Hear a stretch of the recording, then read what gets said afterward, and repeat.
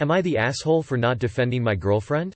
One of my best friends, Ben, M26, and his girlfriend, Claire, F26, invited my, M29, and my girlfriend, F29, for dinner to meet her for the first time. They asked her where she is from. Ben, Claire and I live in the capital of the country. Girlfriend lives in a city in a surrounding area 1 hour away. Context. In our country, people from the capital tend to have a prejudice against people who live out of it. Ben and Claire are also originally from a surrounding city, but they live in a fancy area in the capital now, and were shocked that she lives so far and has to travel by public transport for over an hour to see me. My girlfriend just shrugged. Ben and Claire have a roasting kind of humor and I'm used to it. They roasted me during dinner and the three of us laughed. My girlfriend didn't. Ben asked my girlfriend if she had traveled abroad, because he didn't want to have a rich kid conversation in front of a poor person. My girlfriend said yes, just one, and Claire said, "Then you can't sit with us," and laughed. Ben explained that he and Claire traveled abroad many times. At one point Claire made a comment to my girlfriend about how nice it must be not having to think about what to cook. As she still lives with her parents, it's a sore subject for her. My girlfriend said, "Yeah," weakly, and was pretty quiet throughout dinner. Afterwards I thanked her for coming and meeting my friend and she was quiet. Later on, she said she felt attacked with rude comments under the pretense that, "It's just joking," and that I should have seen that she was uncomfortable and should have defended her. I know Ben and Claire were not ill-intended, but I feel bad my girlfriend had a bad time and I didn't notice. Am I the asshole? Degrading people for their economical status, place they come from is not funny and is not a joke. They sound awful. They were basically insulting your girlfriend and she just met them. They were being openly disrespectful and your girlfriend was obviously upset by it. You just didn't want to acknowledge it because then you'll have to accept that you have shitty friends. They were very rude and inconsiderate. They do not have a roasting kind of humor, they are cruel. And you enable their awful behavior. Where I come from we say, de chiste and chiste decimos lo que de verdad pensamos, which translates to, between cruel jokes we tell the truth of what we really think. Your friends showed exactly who they are. You are the asshole. I know Ben and Claire were not ill-intended. Really? What the hell gave you that idea? They were awful to her. You are the asshole, and your friends are too. You are the asshole. Your friends aren't funny, they are cruel and obnoxious. They were ill-intended, they intended to make her feel like crap. They were not warm or welcoming at all, they went out of their way to make her feel less than. And the fact that you couldn't see how this made your girlfriend feel humiliated and small speaks volumes about you. I hope she finds somebody much nicer. It's only a joke if everyone laughs. You are the asshole. Your friends' roasting kind of humor is actually their enjoyment of putting people down and then hiding it behind, "Just a joke, bro." Further, just because you're used to it, doesn't mean others are, and you should have stepped in. You are the asshole and so are your friends. You are the asshole. Big time. What the fuck is wrong with you and your friends? If I'm her, I'm losing your number. You are the asshole, so you sat there and let them make fun of your girlfriend and did nothing? And don't give me the "it's their personality" stuff either. Because that's just an excuse to be an asshole. Your friends are assholes and so are you. You are the asshole. They were laughing and joking at your girlfriend's expense. You noticed your girlfriend was quiet because of what they said, and that they deliberately poked a sore spot. Yet you sat there and said nothing. And even now you're defending them. You are the asshole and so are your friends. Am I the asshole for saying my younger son and his family shouldn't visit if it's just about his inheritance? I'm pretty sure I've done nothing wrong. My two kids are radically different, they have always been interested in different things. A has always been very interested in the family business, but B doesn't like the fact that we are relatively well off. He is somewhat ashamed of it. We are in the restaurant business and me and my husband built it from the ground up, so we know the value of hard work and the kids know it too. Like I said, A has a ton of gumption and he's been an equal member for the last couple years. We are regularly in contact with his family and I'm mostly retired so I can spend time with my granddaughters. It's nice to know there will be someone to inherit your life's work, and I'm sure one of his girls will carry it on. Other assets will be split 50-50 between the two kids, but they're minor. B is younger and he was never interested in the family business, to the point of barely keeping in contact after going to college. After he got married I saw him maybe 10 times, and his child thrice at most. Last month they showed for Thanksgiving. Husband is Canadian. And we were talking about how I am retired due to some health issues, and about how to navigate the inheritance tax etc. Then B's wife got to know we weren't planning on leaving any fraction of the company to B, or to any of our 3 grandkids. She was acting all fussy about this, but both children know you have to earn things, they won't be given to you.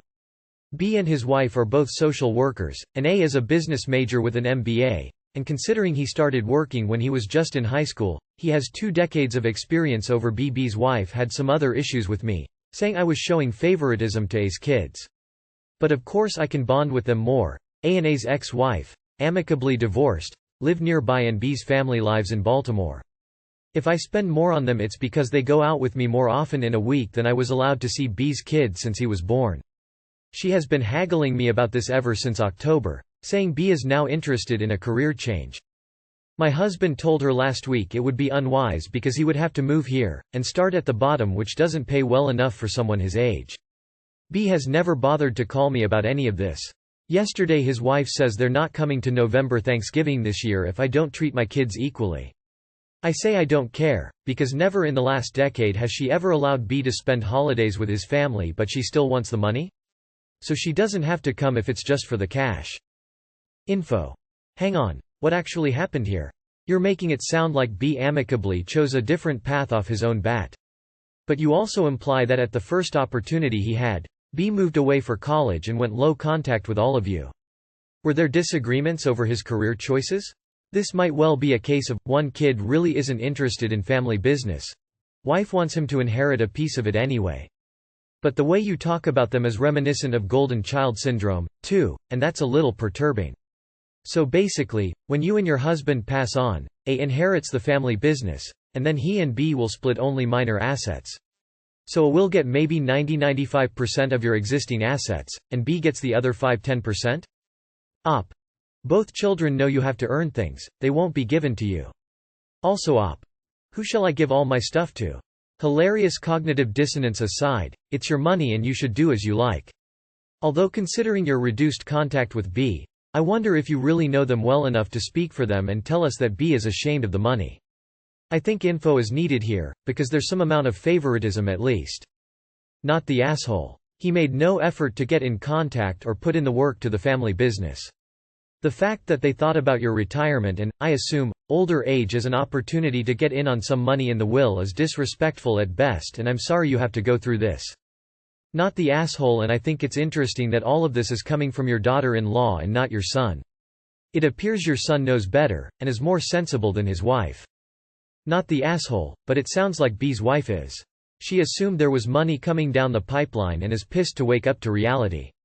Since you haven't heard from B, I'd assume his feelings haven't changed and that he isn't the source of the strife here. She's probably been nagging him for ages to elbow his way back into the business and he's refused. I have to say I admire B's conviction in becoming a social worker. He wants to pay forward the advantages he had in his own way by trying to help others. His wife though, I dunno. Op admits she treats B's children differently. One would think if she rarely saw them she would be showering them with affection. Sounds to me like Op is very family-oriented and resents her son's career choice and that her son moved away. Almost as if she prefers the other son who is more like her and her husband. I wonder if B's wife is really asking about money, or if she is pointing out another example of how the brothers, and their families, are not treated equally. They can divide their assets however they want. But giving most of your assets to one child because they didn't move to Baltimore is more favoritism and will further split the family by driving a wedge between the brothers. I'm going to say this: a potential everyone sucks here but would need more details. I'm going to say A deserves at least control of the company. The problem is how you're treating B. It seems you're holding it against him for moving away. It seems he is coming about once a year, which if it is a distance is potentially fair. The talk about A having gumption also hurts your case. It takes work to be a social worker. It seems you're rewarding A for being like you and because B is different. Adamant on not wanting to work. He does work, he's a social worker. Am I the asshole for asking my fiance to change? I, 28 meters, have been dating my fiance, 29 female, for a few years now. She comes from more money than me and makes more with her job, relevant to the story. But she gets to work from home and gets to dress more casual at her workplace. I'm a professor and for some reason the college I teach at doesn't allow professors to jeans or business casual. I am expected to wear suits or pieces of suits, slacks. I invited my fiancé, Kay, to come speak to my class about her company. She said she had 2 outfits picked out and wanted me to choose. One was a lovely dress she looked beautiful in and was perfect for the dress code. The other was black leggings and a really short dress not made of nice material. It was too short. Even with leggings. I asked her to wear the nicer dress. Told her she looked beautiful and that it fit the dress code better than the other. She got really upset, said she didn't want to wear the dress I picked. We went to bed and the next morning for the event, she started putting on the black dress. I asked her gently about the dress I picked out. And asked if she could change. I stressed that it's a new dream job for me. This is my first quarter teaching at this college, and I wanted to make a good first impression. She cried the whole way to the event. She insisted the outfit was expensive, more than the nicer longer dress, and that her company doesn't have a dress code. She then agreed to wear the nice dress but that she wasn't going to wear underwear because nice clothes felt oppressive to her. I felt embarrassed that I upset her. And that she didn't have undies on. I'm a shy rule follower in the workplace. On the car ride home she didn't say anything. Called her mom and friends without acknowledging me or what happened. So I rode in silence. She didn't talk to me for a few days after. Am I the asshole? Not the asshole. Your fiance sound like an entitled, spoiled brat. Yes, sometimes life has a dress code. Sometimes, you put your ego aside for the benefit of your partner. And the silent treatment? What is she, 12? You need to have a long talk with her about how immaturely she handled the whole situation. Remind her that your clothes you preferred was a reflection of your workplace, and had nothing to do with her. Info. Why did she ask you to choose if she already knew what she wanted to wear? Not the asshole. It's literally a dress code for your work. You aren't oppressing her. The fact that she made the decision to speak and knowingly wore the dress, yet cried and was bitter about it makes her an asshole.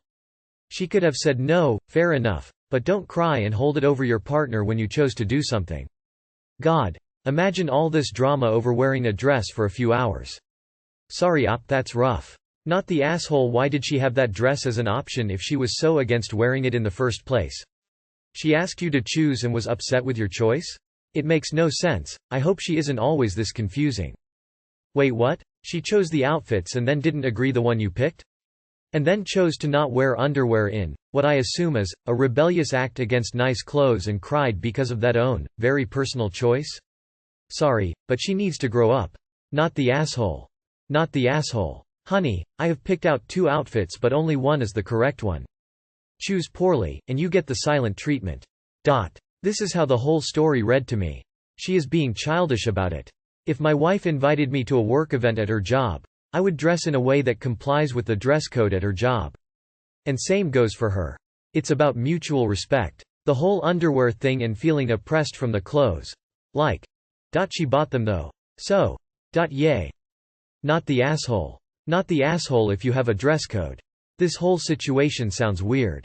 Not the asshole. And as if it wasn't disrespectful enough to wear something that she knew made you uncomfortable, she had to trash it up to another level by declaring that she isn't wearing underwear?